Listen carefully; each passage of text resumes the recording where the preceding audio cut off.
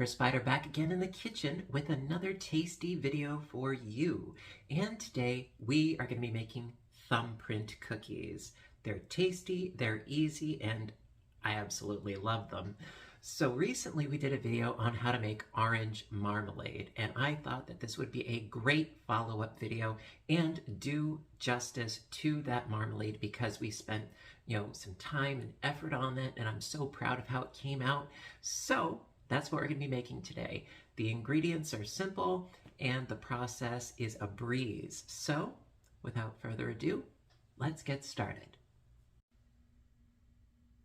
Hello again. Alrighty, so I have all of my ingredients pretty much laid out, and of course the list of ingredients will be in the description box down below, as well as a link to the orange marmalade recipe. So let's get started. All right, first things first, we are going to need 1/3 cup of unsifted powdered sugar. I already have it measured out for a change. Just plop that in there, we're good. And a stick of butter at room temperature. Been leaving this out. There we are. And going to mix this up. Now you could mix this up with, an electric mixer. Honestly, this is just as easy and just as quick. So I'm just going to do this by hand, quite frankly. And going to cream this up. It goes pretty fast, so, and I do not mind. Especially because it's less noisy.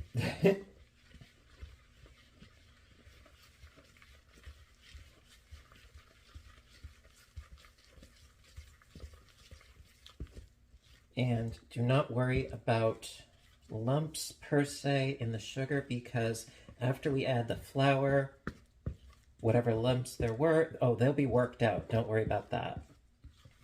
So we're already pretty much there already. Works up very, very easy and very quickly, as you can see.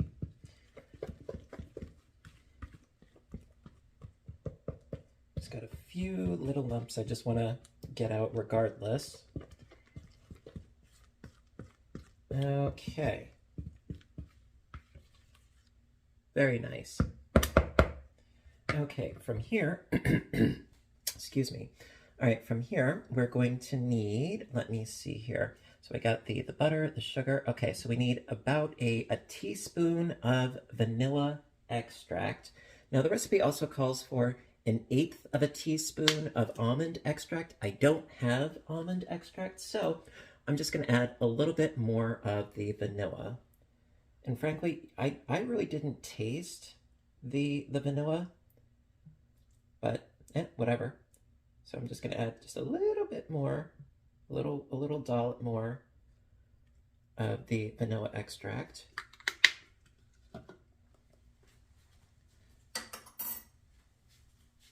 And then 1/4 teaspoon of salt. You want to go with fine salt, not kosher or sea salt. So this is to cut the sweetness just a little bit. There we go. Okay, give this a little bit of a mix, nothing major.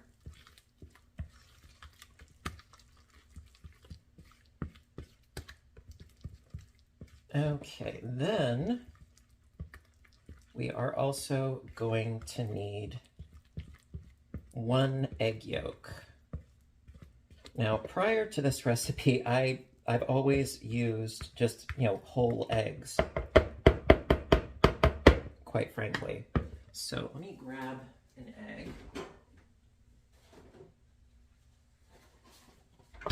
And my handy dandy little yolk remover. I love this thing so much.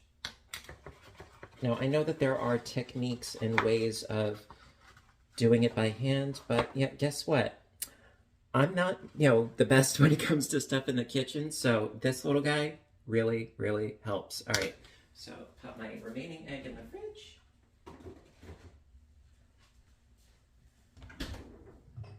Grab another little bowl here.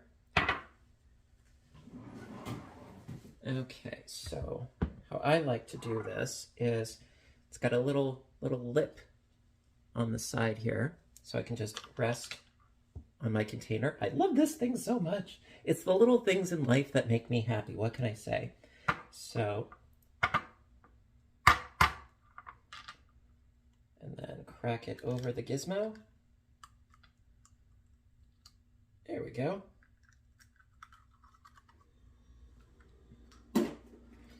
And then give it a wiggle, wiggle, wiggle. And so now we just have our yolk. Pop this in. Boop. And we are good. Okay.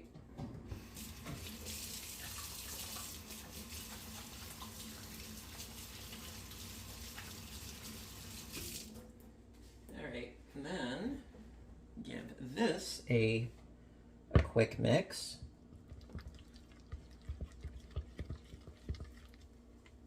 Now, granted, I realize that my ingredients would be far better incorporated if I did this with an electric mixer, but again, I've done this twice already, and the second time was a total success, and I did it all by hand, so...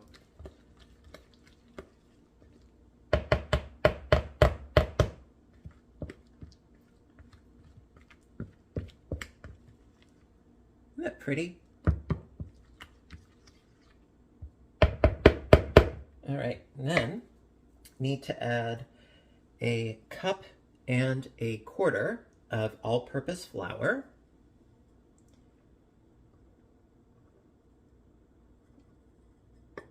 There we go. And we are nearly done, believe it or not. That is how easy this recipe is.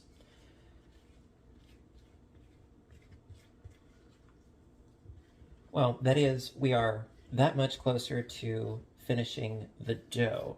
As far as making up the cookies, it is very simple and quick, but that is another aspect of the process. We'll get there. Now, this looks really dry at the moment, but it will come together. Just got to be a little bit patient.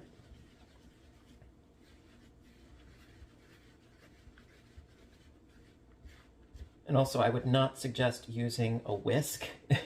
Use a spatula or a spurtle or a spoon. Don't use a whisk. It'll get stuck in there in no time.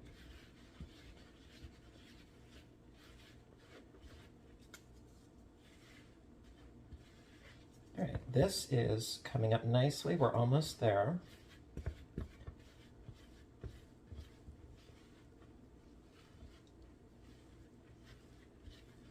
Just want to make sure it's nice and mixed.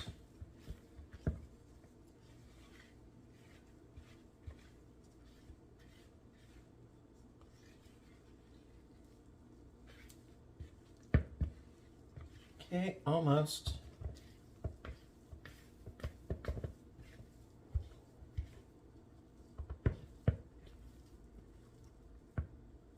There we go. Not bad, huh? All right. So, from here, we are going to actually form our cookies, and so I will see you in 2 shakes. Be right back. Hello. Okay, so we're gonna make up our cookies. I've got my trusty handy dandy little scooper here. I love this thing for this exact purpose. And so I also have a small bowl of just regular granulated sugar. And so I'm going to create small dollops of our dough here, and then drop them in, and then give them a quick roll around in the sugar. Now, this does help on the taste, Gives it a little bit of extra sweetness, but also, more importantly, when rolling the ball, it's not going to stick to our hands. And I've got my baking sheet here with some parchment paper, so if I do sprinkle some extra sugar, it's not going to burn all over the place, which is an extra bonus. And there we go. That's 1 out of approximately 16 to 18 or so. And, you know, like I said, I've made this recipe twice already, and yeah, the yield is approximately 16 to 18, depending upon, of course, how big you make your cookies. They do spread out a little bit. They do flatten a little bit. And I've got my marmalade jam to the side already ready. You really do not need much with the jam.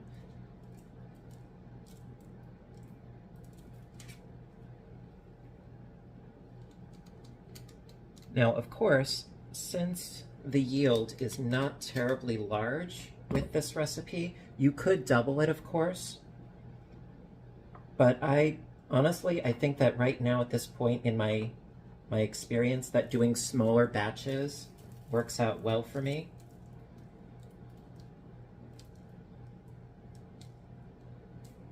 So just keep, okay. So just keep balling up your cookie dough, rolling it around in the sugar, and then putting it on your tray. So I'm gonna do the remainder of these off camera, and I will see you in just a moment. Be right back. Hey there. All right, so actually I ended up with about 18 in total. Again, I realize that the yield is not tremendous, but yes, you can double the recipe without any problem.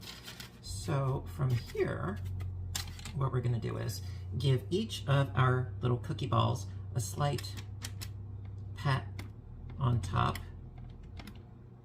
You know, you don't wanna flatten them. No, you just wanna give it a slight pat.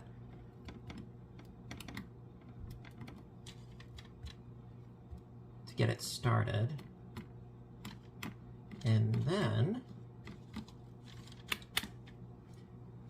going to just do a little impression with my index finger. I know these are called thumbprint cookies, not index finger print cookies, but considering the size of these, I think that my index finger is just fine. And of course, you don't want to go all the way down, but you want to go down far enough. And my oven is already preheated to 325, so as soon as I get these filled, we will be good to go.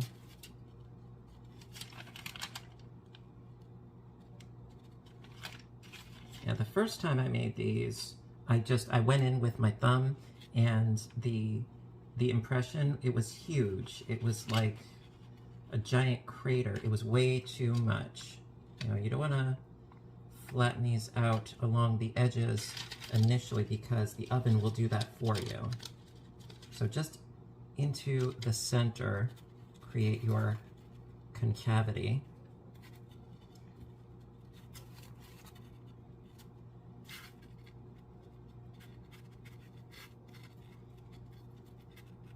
There you go.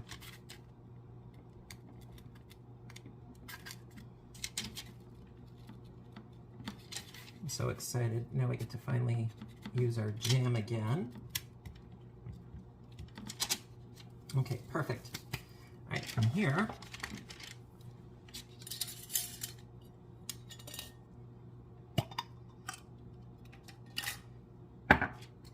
now, I strongly suggest less is more in this particular case. You don't want to use so much that it overflows when baking and gets all over the place. Even though, yes, we are using parchment paper, when they bake over, it kind of looks eh. So I would suggest less is more when filling with your marmalade.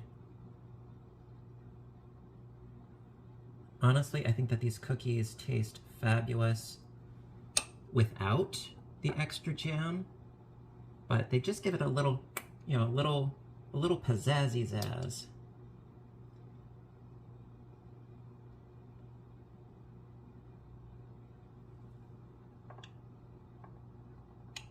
So you really do not need all that much, as you can see. Just a little bit.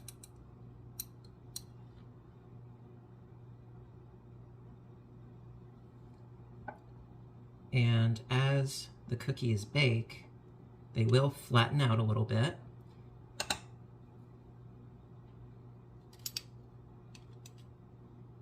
And the marmalade will heat up and spread.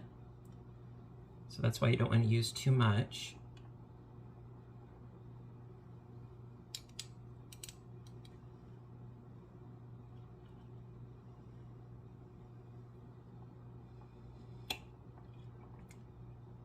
And of course, afterwards, when these are done baking and cooling and so forth, you can add powdered sugar or a mix of powdered sugar and milk to create an icing. Honestly, I really don't think that these need it. I think they are awesome in their own right. But if you want to get schmancy, if you want to get decorative, more power to you. Go right ahead. Don't let me stop you. But I would say, you know what, just try one without the extra embellishments first. See how you like it, and you be the judge.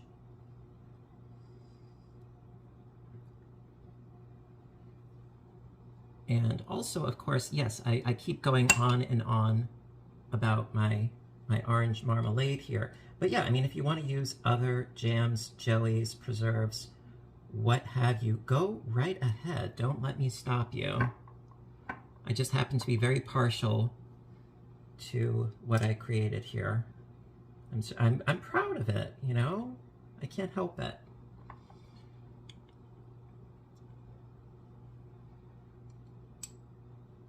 There's nothing wrong with taking pride in your work when it's a job well done. That's what I say.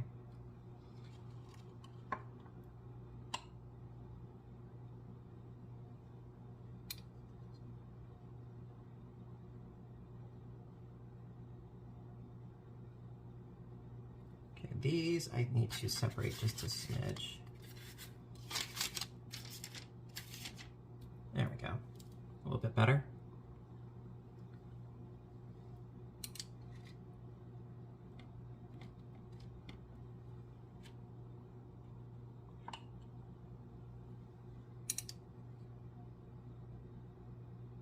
And it looks like I forgot to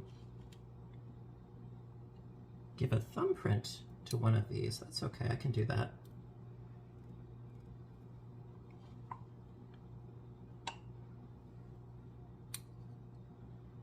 Better late than never. Okay, that's a little too much.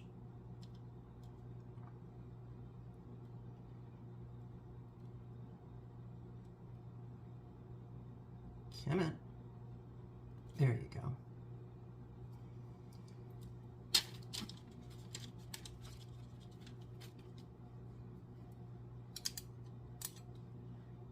Fix you up just a little bit. There. Add just a touch more to you.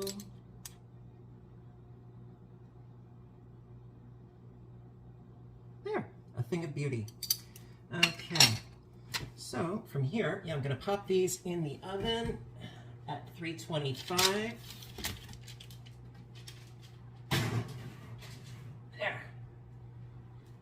Okay. Alrighty. So yeah, I'm gonna pop those in the oven for at 325, and I'm gonna start it at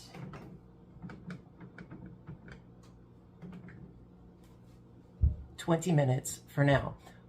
Initially, when I did this recipe for the first time, it said 15 minutes. It was not enough. They were still very raw. And from what I've heard, it's it's protocol for the bottoms to be a golden brown, but not the tops. But how do you know when the bottoms are golden brown, but not the tops? You know, unless if you're like lifting them up. At any rate, so me personally, I like the entirety of the cookie to be a very light hue of a golden brown. So I'm going to start these at 20 minutes, and then every 5 minutes or so I'll check on them, you know, after that. And I will keep you updated as to the exact amount of time that I used in order to get them to that nice golden brown. Alrighty, I will see you when they are done. Hello, hello.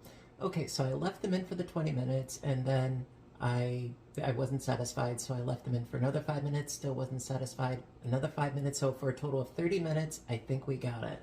And this is the result. So a nice, very light golden brown on top. I think they look incredible. I'm so happy. All right, now what I'm gonna do is going to transfer carefully. There we go. Transfer them with the parchment paper so that they can cool on here on this drying rack, this cooling rack here. And they can do their thing. And I'm gonna let these cool down for a bit so that when I try them, I'm not gonna burn my face off. It's preferable. And we will do the taste test. All right, I will see you momentarily. Okay, so we are at the fun part, the moment of truth, the taste testing. And if these are anything like my last batch, I'm in for a treat. So I think they came out absolutely gorgeous. And so, as you can see, they have a very slightly golden brown appearance on the top and a little bit more coloring on the bottom. I think these are going to be awesome. They're, you know, they're firm, but they're not like, you know. Anyway, bon appetit. Mmm. Mm-hmm. Mm-hmm. Mm-hmm. I'm delighted. They baked up perfectly. The cookie part of it absolutely baked up perfectly. It's light, just a slight bit of crunch. Sweet, but not overpoweringly sweet. I mean, it's a nice balance.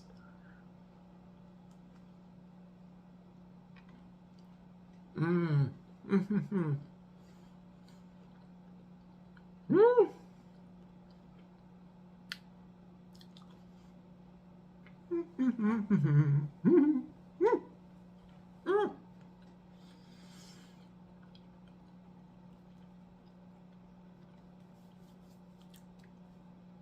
I'm happy. I'm very happy. Especially because, again, there is a great sense of accomplishment because not only did I bake the cookies, but also I made the jam to make the cookies. So I'm doubly happy here. And even more so than that, delicious. Now, I'm sorry, excuse me. So at any rate, with all this being said and me being all happy with myself, have you guys made thumbprint cookies before? I imagine most of you have, but this is new to me. If you have, tell me. You know, as always, you know, like, what did you do that was similar? What did you do that was different? Because I'm sure that everybody has their own variation of this sort of a recipe. You know, what sorts of fillings did you put in? What sort of techniques did you use that were different? You know, different versus similar. You know, I'm always curious for constructive criticism, as always, because, as always, I am an enthusiastic novice, emphasis on novice. I admit as much. And I love the learning process. I love the creative process. And there's always room for improvement, albeit but I'm really enjoying this. This is fabulous. And also, one more thing that I would recommend. Give me one moment.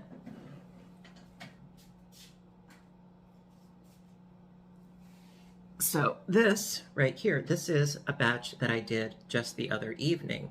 Now, what I would recommend is that when your cookies have cooled and you're ready to transfer them to a dish or what have you, or a little storage container, save the parchment paper. Now, here's why. If you save the parchment paper, you can create a layer of your cookies. So you just take that parchment paper and you cut it up into squares, and that way you can do layers in your container so they don't get stuck to each other. How's that for, well, they say that necessity is the mother of invention. Well, hey, there you go. Little thing that I figured out and would like to pass off to you. At any rate, I hope that you enjoyed today's video. I'm getting all tongue-tied. I do hope that you enjoyed today's video. And if you did, please give a little thumbs up. You know that I appreciate your appreciation, and you know that I love doing these videos because it's a way for me to grow and learn as a creative person, and also end up eating some fabulously tasty treats. That's a big priority in my life, you see.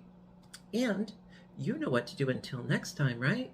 I want all of you to stay inspired, stay caffeinated, stay stitching, stay baking, stay cooking, stay creating. Stay safe, take care of yourselves and each other.